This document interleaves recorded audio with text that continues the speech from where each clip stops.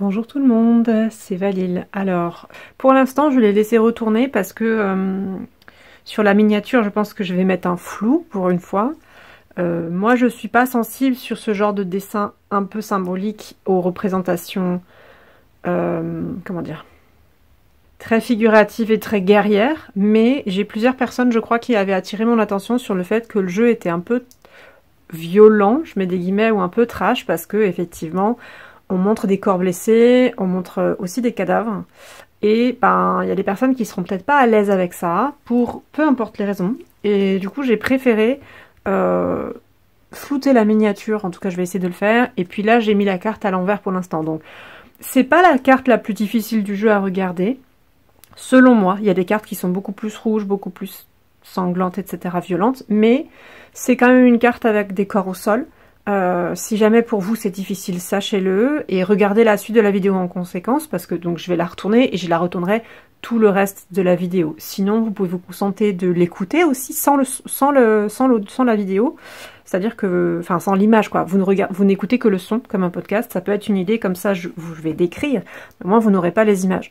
Mais il y a des personnes où même la description et les thématiques abordées, ça peut être compliqué. Je le comprends totalement. Donc faites selon vos besoins, protégez-vous, il n'y a pas de problème avec ça. Et je vais retourner la carte dans quelques minutes après cette introduction. Alors, nous y voilà. Donc cette semaine, c'est la carte du deuil. Donc le deuil étant pas forcément un terme qui soit si évocateur de choses physiques, graves, guerre, sanguinolente, tout ce genre de choses, mais vu que ça touche des sujets très variés, autant le terme est neutre pour moi, mais ben, parmi les réalités qu'il y a derrière, il y a des réalités moins rigolotes, et c'est ça qui est représenté sur la carte, d'où le fait que je voulais la flouter et la retourner. Je vais essayer même de zoomer un petit peu, de la mettre bien au milieu, voilà. Alors, qu'est-ce qu'on voit sur cette carte? Je vais aussi vous dire qu'est-ce que ça m'évoque par rapport au reste du jeu, par rapport même aux cartes qu'on a déjà vues, à des remarques qui ont été faites en commentaire ici ou ailleurs. Désolée, j'ai tapé dans le pied. Et puis ensuite, les petites questions sur, voilà, comment est-ce qu'on peut interpréter cette carte? Parce que, bah, encore une fois, dans ce jeu, on a un frame, comment dire, un cadre qui est assez restreint. On n'a pas beaucoup de détails sur l'image. Il y a plein de choses qui sont symboliques et qui sont figuratives, mais qui sont pas très détaillées. Donc il y a des personnes qui vont se retrouver un peu en plan là-dessus. Alors, qu'est-ce que moi je pense de la carte? Comment je la remets en contexte avec le reste du jeu? En tout cas avec ce qu'on a déjà vu, parce qu'on pourrait aussi après faire des vidéos carte à carte. Et j'ai déjà envisagé de faire la suite de la série, une fois qu'on aura fait toutes les cartes une à une, peut-être étudier les cartes en groupe, mais on n'y est pas. Je vois un chien. Le chien, on l'avait vu dans la carte de l'aventure, hein, qui était la toute première carte qu'on a choisie pour cette série, parce que je suis la dynamique du groupe d'études, de l'atelier d'études qu'on a lancé là entre nous, et on pioche une carte au hasard. On laisse le hasard venir s'immiscer là-dedans. Et il y avait des questionnements sur le chien, est-ce que c'est un chien, est-ce que c'est un loup, est-ce que c'est un renard, est-ce qu'il est confiant, apeuré, etc., il part vers le futur, bon. Il y avait quelqu'un qui m'avait dit, tant que j'ai pas son nom, je ne la citerai pas, enfin, tant que j'ai pas son autorisation, je ne citerai pas son nom, je veux dire, mais si elle passe par ici, elle peut tout à fait se signaler dans les commentaires. La personne parlait du fait que le chien, c'est quand même souvent l'ami de l'homme, et donc pas seul. Et que donc nous, sur la carte de l'aventure, effectivement, on avait, je crois que je l'avais mentionné, on avait que le chien n'avait pas son maître, et que peut-être, est-ce qu'il part à l'aventure parce qu'il part sans son maître, ou est-ce qu'il part à l'aventure pour retrouver son maître, et ce genre de choses. Là, pour moi, c'est les mêmes couleurs, c'est possiblement le même chien. C'est pour ça que je mentionne ça. Et justement, est-ce que c'est sur la carte de l'aventure ou une autre? Il y avait aussi un début d'épée qui était dans le bas du cadre et qui était au sol, et la personne, ou une autre personne, disait... Bah, si ça se trouve, en fait, l'arme, est-ce que c'est parce que la guerre est terminée? Est-ce qu'elle a été abandonnée au sol? Est-ce qu'en fait, c'est la guerre et on n'a pas le bas du cadre et il y a des cadavres où il y a un combat autour? Là, c'est un peu ça. Quelque part, même si c'était une interprétation totalement personnelle à ces personnes, je les avais trouvées totalement justes. Et là, on a une carte qui pourrait offrir un contexte concordant. Donc je voulais en parler parce que je trouvais ça chouette de voir comme ça comment nos imaginaires, à partir d'une image qui est fragmentée, peuvent se stimuler et peuvent donner des choses en fait qui ont été envisagées par d'autres ou même dans d'autres circonstances, parce que là je pense pas, comme dit, elles sont pas faites pour fonctionner ensemble, le jeu n'a pas été créé comme ça, mais c'était intéressant. Donc là éventuellement on aurait une des interprétations du cadre autour de la carte de l'aventure, ce que je trouve est chouette, ou possiblement le chien il est venu retrouver son maître. Sauf que on s'était demandé, est-ce que son maître il est parti en vacances, est-ce qu'il est blessé, est-ce qu'il est parti à la guerre, etc. Là on a des cadavres. Donc, ou au moins des blessés, parce que peut-être qu'ils ne sont pas morts et qu'ils ne sont que blessés au sol, et que le chien est venu le trouver. Bon, on a quand même, on va pas se mentir, hein, on a soit un tronc ou quelque chose, un premier corps au premier plan, un deuxième corps au deuxième plan, soit on a carrément 3 corps. Et le deuxième corps là, celui qu'on voit le mieux au premier plan, il est vraiment dans une flaque de sang, et le deuxième aussi, ou alors c'est juste qu'il y a eu tellement de sang que la terre est rougie autour de lui, même si c'est pas le sien. Donc c'est quand même pas Jojo, pour le dire de façon un peu vulgaire, mais mon idée c'était d'alléger un petit peu, en prenant des expressions comme ça qui, dans un autre contexte, sont rigolotes ou légères. Je dis pas ça pour manquer de respect à ce genre de situation ou à des personnes qui ont du mal avec ce genre de sujet. J'espère que ça ne vous choquera pas ou ne vous mettra pas mal à l'aise. Encore une fois, si c'est le cas, n'hésitez pas à le dire, on peut en discuter. Donc, le chien. Là, la première image que je peux voir, c'est en fait le chien qui est triste. Le chien qui est endeuillé, l'aventure du chien qui a mal tourné, son maître qui est blessé, il s'inquiète ou il est carrément mort à la guerre. Et il se retrouve seul. Une des possibilités. Beaucoup de choses qu'il faudrait étudier par la suite, mais dans les cartes qui sont en groupe, c'est la couleur de la terre, le rapport au marron-rouge, avec aussi quelques herbes et avec l'eau derrière. Parce que il y a aussi une pièce d'eau en haut.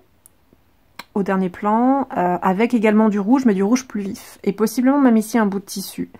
Donc j'ai plus la mémoire de l'image intégrale en tête, mais je me demande s'il n'y a pas justement une lavandière qui lave des vêtements de soldats en haut, dans l'eau. Donc les deux se répondent, terre et eau sont toutes les deux teintées de sang en fait, donc souillées.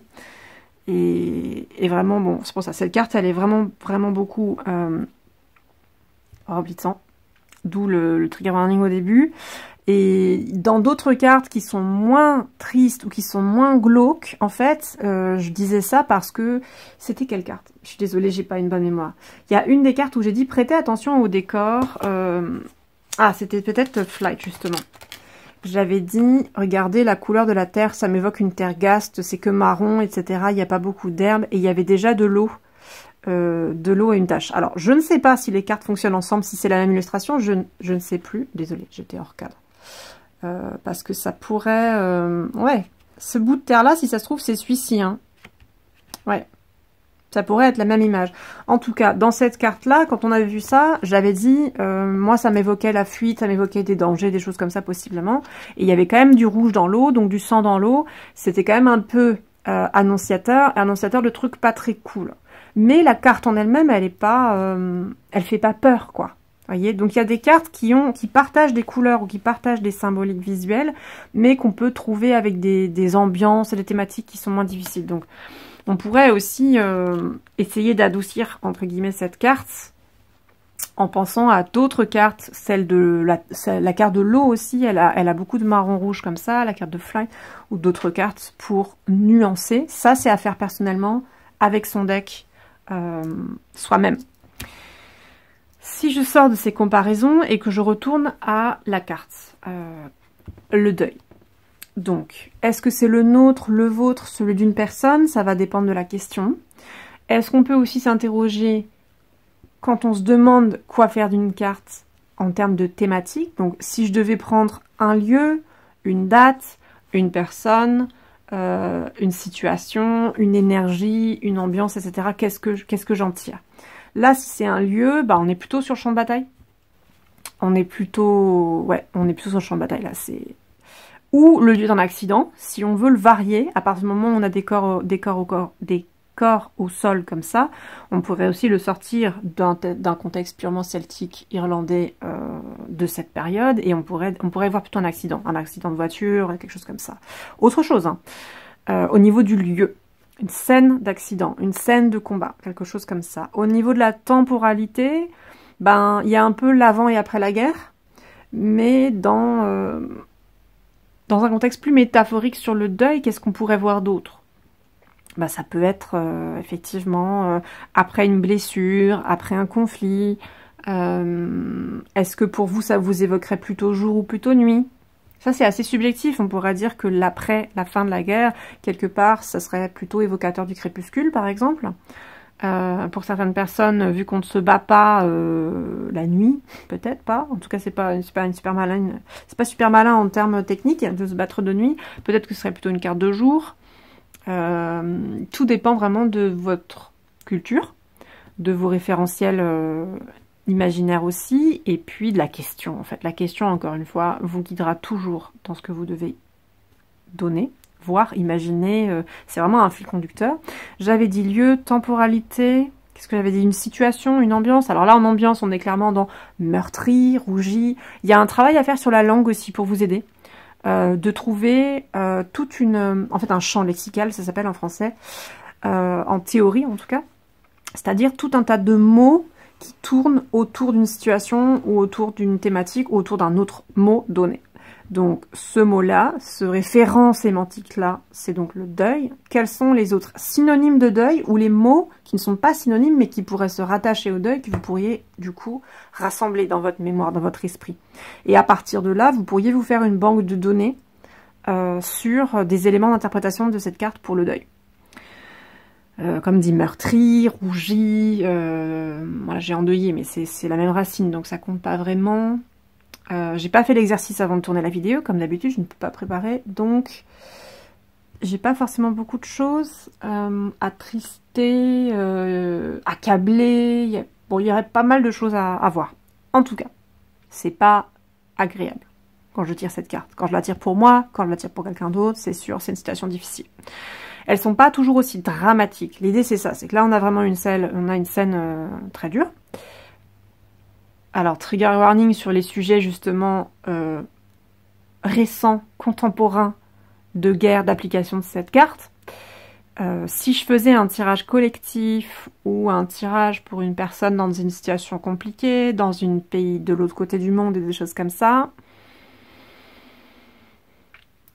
je pourrais y voir des traumas ancestraux, je pourrais y voir des vraies guerres, on pourrait y voir le résultat d'une guerre tribale, on pourrait y voir le résultat d'une guerre totalement moderne. Est-ce que je l'ai tiré par exemple pour la période de la guerre en Ukraine, ça? Je sais plus, mais c'est possible. Ça donne forcément une autre connotation à cette carte, si vous voulez. Il y a des personnes qui vont raisonner avec cette carte, avec la réalité de la guerre. La guerre ne sera pas métaphorique. C'est pour ça qu'elles sont pas toujours difficiles et sont pas toujours faciles d'accès. Il y a des gens mis devant la réalité horrible des corps mutilés, des choses comme ça. On a tendance à, quand on vit dans une situation occidentale protégée, à buter. Mais il y a des personnes pour qui c'est la réalité, quoi. Il y a aussi des personnes qui sont en Occident malgré tout et qui sont aussi dans des pays dits privilégiés mais qui peuvent se retrouver dans des situations avec des corps sur le sol. J'ai eu des pensées émues ce mois-ci parce que j'ai autour de moi, même si je ne connais pas toujours personnellement ou intimement, mais j'ai des gens qui ont une réactivation du trauma des attentats du Bataclan en cette saison par exemple, avec l'image des corps juchés au sol, si vous voyez, si je faisais un tirage pour une personne comme ça prendrait une autre signification. Évidemment aussi, comme je parlais des tirages collectifs, parce que j'ai, dans mes tirages personnels avec les esprits, pour obtenir des messages de l'autre monde, pour faire des travaux ancestraux, ou pour faire des travaux mortuaires, en cette saison, on capte parfois des choses qui ne nous concernent pas directement, localement, et ce qui se passe, les horreurs indescriptibles qui se passent à Gaza depuis un an, et maintenant au Liban, etc., vous voyez, ça pourrait ressortir aussi dans un tirage avec ça. Pour des personnes de ces cultures, qu'elles soient sur le territoire ou qu'elles soient immigrées, justement, s'il y a une carte avec ces représentations, ça peut évoquer des trucs beaucoup plus tangibles, beaucoup plus littéraux. Et bon, voilà, je le mentionne parce que si vous faites des tirages pas juste pour vous, mais que vous tirez pour d'autres, si vous avez envie de réfléchir en profondeur à tout ce qu'on peut voir sur une carte en possibilité de sens, ces sens-là, ils jouent en fait, ils entrent en jeu. Donc c'est dur de regarder cette carte, ça nous met face à des choses. C'est une des possibilités du sens et je pense qu'il ne faut pas l'évacuer trop vite. Maintenant, c'est sûr que les blessures, elles peuvent être métaphoriques. Parfois, on peut avoir l'impression de saigner au niveau émotionnel quand on a une... Comment dire ? Quand on a quelque chose qui nous a vraiment blessé, qui nous déchire à l'intérieur et qui peut durer longtemps, comme ça, et ça peut donner l'impression d'un écoulement. Alors, les personnes qui sont énergéticiennes vous diront que c'est pas toujours métaphorique et qu'en fait, effectivement, on a une faille qui s'ouvre et on a une déperdition d'énergie par là. Donc, il y a littéralement un écoulement au sens énergétique. Bon, je le mentionne aussi. Pour les personnes pour qui ça ne sera qu'émotionnel et ça ne sera que métaphorique, ça n'empêche pas. On peut avoir cette impression de saigner. Donc, la question du sang, du saignement, d'être dans la perte de quelque chose, de se liquéfier. Il y a des sensations comme ça, physiques, qui peuvent entrer en compte, si je tire cette carte. Est-ce qu'elle va me montrer que c'est ça que je ressens et que je n'y ai? Est-ce qu'elle va me montrer ça pour quelqu'un d'autre, notamment pour la personne, comme dit que j'ai en face? Ce genre de sensation. Au niveau du deuil, j'essayais de partir dans des deuils plus métaphoriques. Mais encore une fois, ça dépend tellement de la question, et je suis toujours en train d'imaginer les questions dans ma tête. Si je tire cette carte, et qu'elle sort dans un tirage, ça dépend de, est-ce que j'ai un tirage du quotidien? Est-ce que j'ai une guidance quotidienne? Est-ce que j'ai une... Alors, tirage quotidien, c'est quand même avec une question pour moi. Guidance quotidienne, c'est ce que les gens disent, ben voilà, les énergies du jour, un message du jour, montrez-moi ma journée, j'ai ça qui sort. C'est différent. Si c'est un tirage déjà spirituel avec ses alliés, c'est encore autre chose. Et si c'est uniquement, si vous utilisez uniquement dans ce jeu, non, uniquement ce jeu dans le cadre d'une communication avec la Morrigan, on est encore dans autre chose. La Morrigan, dans mon expérience, et dans aussi beaucoup de choses que j'ai observées chez d'autres, même si c'est une déesse de la souveraineté guerrière et que donc il y a des questions de guerre qui peuvent être littérales, etc., il y a aussi beaucoup de choses qui sont émotionnelles. Donc avoir une carte de deuil dans un oracle de la Morrigan, moi j'avais trouvé ça très pertinent. Parce que elle accule beaucoup. Alors si on n'est pas prêt, elle va pas nous torturer. Pour moi, elle n'est pas comme ça, dans mon expérience, dans mon opinion. Mais elle pointe là où ça fait mal. Clairement, les choses qu'on ne veut pas regarder, les choses qu'on doit affronter, les choses parce qu'en fait qui nous bloquent, qui nous rabaissent, qui nous tirent vers le bas, etc. Elle nous aide à les changer, elle nous aide à les vaincre. Si je tire une carte de deuil comme ça, dans un tirage où je lui demande conseil, où j'essaye de communiquer avec elle, c'est clairement à prendre très au sérieux. Parce que, est-ce qu'elle me pointe du doigt un truc que je ne voulais pas voir et qui me plombe? Ce deuil-là, le deuil d'un truc, ou comme dit, la souffrance en fait. Je suis même peut-être pas encore dans le deuil parce que je l'ai pas conscientisé. Je suis peut-être encore uniquement juste dans je souffre, ça me fait mal, ça peut être vis-à-vis d'une relation. Il faut voir aussi tout le contexte autour de votre question, autour de ce deuil. Est-ce que c'est un deuil relationnel, un deuil vis-à-vis du travail, un deuil vis-à-vis d'un proche, d'une maladie, d'un déménagement, de la perte de quelque chose? Tellement, tellement varié. Et si la Morrigan me renvoie ça, ouais. Ça peut être là tu patauges parce que t'es là-dedans et que ça prend toute la place. J'ai déjà eu aussi des cas, alors j'aurais pas un exemple précis sous les yeux, façon de parler, dans l'esprit, mais je sais aussi que quand je demande parfois ce que je peux faire, ce que je dois faire, ce qu'elle aimerait, quand j'essaie d'être dans la relation animiste politique d'écoute et de faire du donnant-donnant, à certains moments, on me dit gentiment qu'il faut que j'aille me rallonger, en fait, ou que j'aille m'asseoir et que c'est pas le moment. Ça peut venir par une carte comme ça. Qu'est-ce que je veux dire par là? La Morrigan, pour moi, est une divinité qui, j'ai dit il y a quelques minutes, ça peut pousser dans les retranchements un peu, mais c'est pas, d'une part, c'est pas de la torture, c'est pas masochiste ni rien, et c'est surtout qu'elle est aussi, à l'inverse, une divinité qui respecte la notion de care, de soin de soi. Et donc, si je suis dans un état catastrophique, ça sera pas propice à travailler avec elle, ça sera pas propice à rendre des services, et elle me le montre.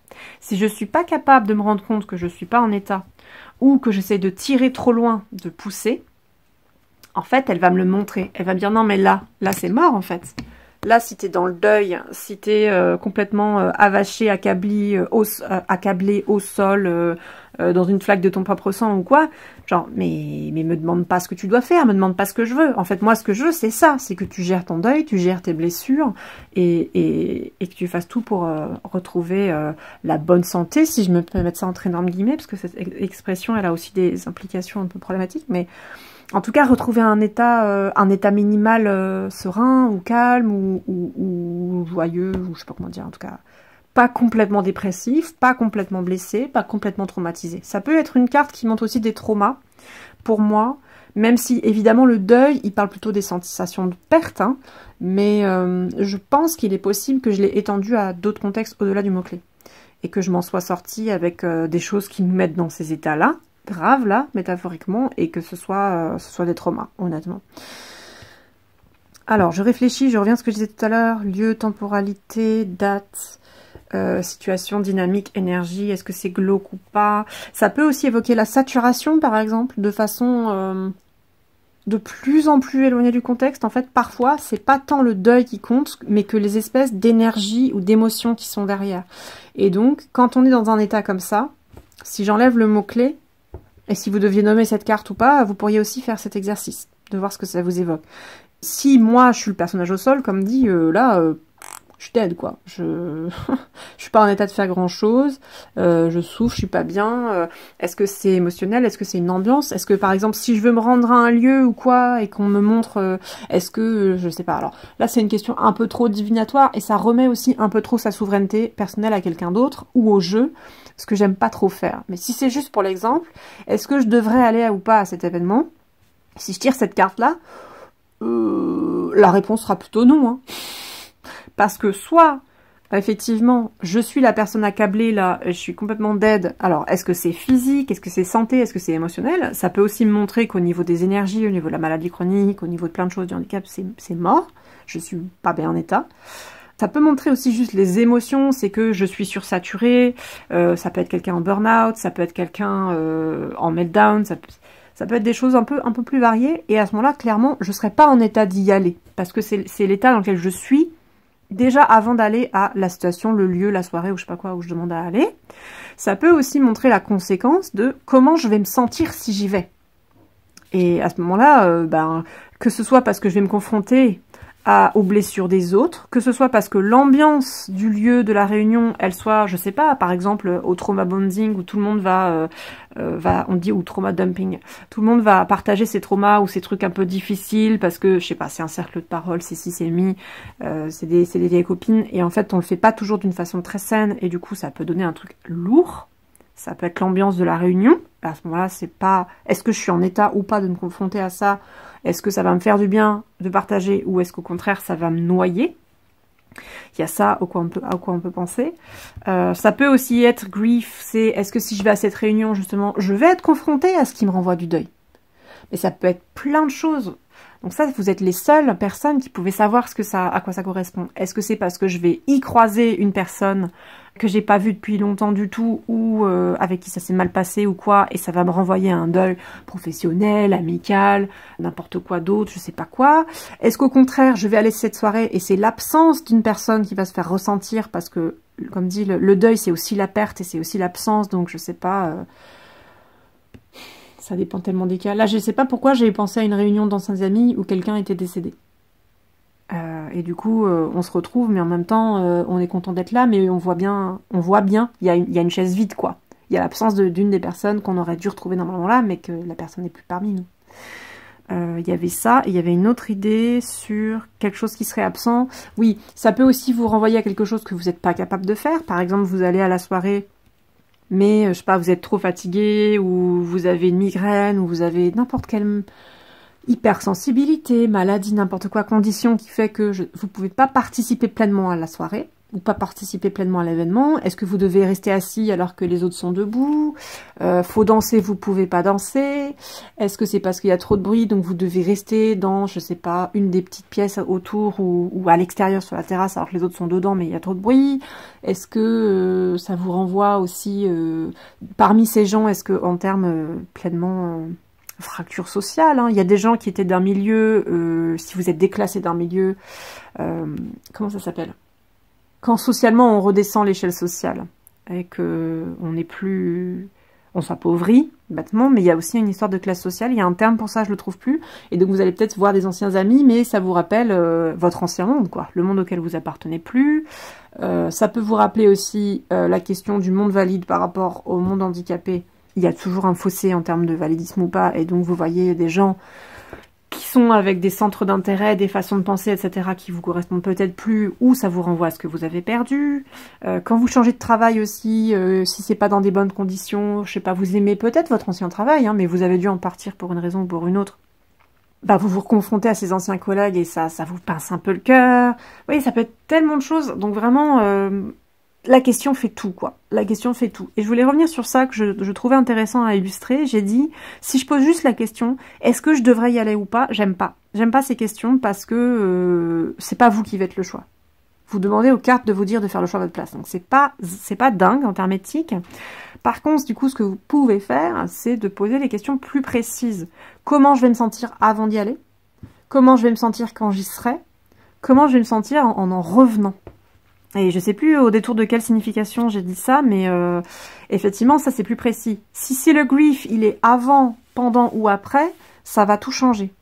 Parce que c'est peut-être avant de vous y confronter, mais peut-être que pendant, vous aurez une carte plus joyeuse, vous aurez une carte de bénédiction, et en fait, ça va bien se passer. C'est pareil, ça dépend aussi de comment vous vous retrouvez en sortant.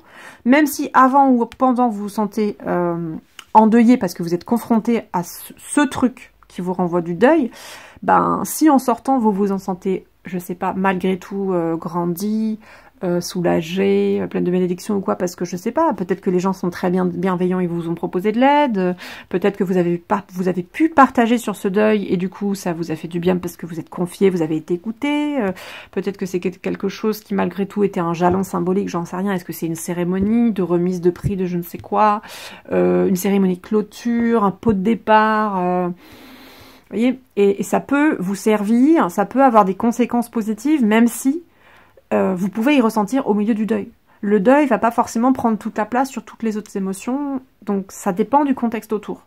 Et du coup, ça dépend de ce que vous posez effectivement comme question au jeu, où je dis, je pense qu'il vaut mieux essayer de cartographier l'événement, cartographier ce que vous allez ressentir en termes... Si vous devez faire de la divination pour quelque chose, plutôt que demander est-ce que je devrais y aller ou pas, par exemple, plutôt ce que je vais gagner en y allant, ce que je vais gagner en n'y allant pas, ou comment je vais me sentir avant, après, pendant, comment je me sens si j'y vais, comment je me sens si j'y vais pas, ce genre de questions-là plutôt, pour vraiment être axé sur vous, ce que vous ressentez, et faire un choix en fonction de ces possibilités. Vous ne demandez pas qu'on choisisse à votre place une possibilité, vous demandez à voir toutes les possibilités pour pouvoir les contraster et pour pouvoir faire un choix. Voilà, je commence à fatiguer, donc je vais m'arrêter là, je pense. Si vous avez des questions, encore une fois, c'est super, mettez-les dans la barre d'état, enfin dans la barre des commentaires en dessous. Pour les personnes qui regardent directement les vidéos sur le blog en encastré dans l'article, en fait, vous pouvez aussi commenter directement sur le blog ou sur le groupe Facebook si vous nous rejoignez.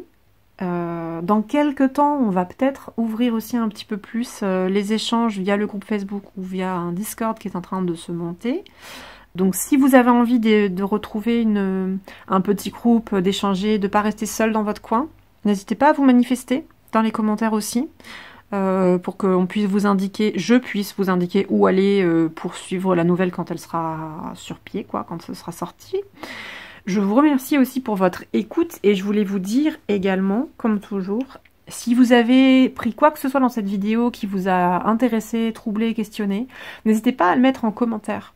Parce que, mine de rien, savoir quels sont les éléments qui vous touchent le plus, et puis ça change d'une personne à une autre, je pense que c'est assez enrichissant. Donc si vous deviez commenter mais que vous ne savez pas forcément quoi commenter, dire la partie qui vous a le plus parlé, plus touché, ou je sais pas, ça peut être une idée. Et puis un petit pouce, voilà, d'interaction sous la vidéo, les deux c'est l'idéal, le commentaire vraiment, je crois que ça fait vivre beaucoup plus l'algorithme, mais déjà si vous n'avez pas le temps, juste en passant, de mettre le petit pouce, hein, ça aidera beaucoup la vidéo à son référencement, et surtout à trouver son public, à être suggéré aux utilisateurs et utilisatrices. Voilà, je m'arrête là, je vous remercie encore, et je vous dis à la prochaine pour une autre carte.